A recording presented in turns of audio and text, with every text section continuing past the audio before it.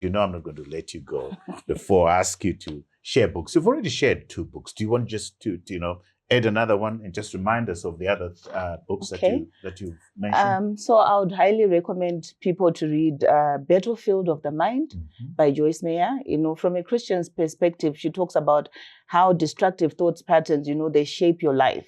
So, you know, it's a good book. She speaks from a Christian perspective, how to challenge your negative self-talk. You know, there's a scripture, I think in 2 Corinthians chapter 10, which says, bringing every thought captive, you know, to the obedience of Christ.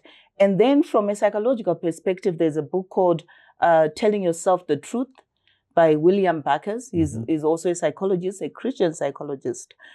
So he also talks about those, he talks about misbelief therapy, that you don't have to just take at face value every thought that comes to your mind. You need to challenge it. You know, a person who commits suicide, or maybe a person who's depressed, probably they've told themselves, nobody loves me, I'm useless, you know.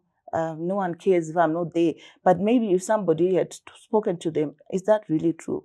That no one cares for you? Is that really true that no one loves you? What about God, you know? So it's very important. And then another book, I think Gary Chapman, 5 Love Languages, you know, because I found that people tend to want to give love in their love language. Yes, but without understanding what your partner's love language is.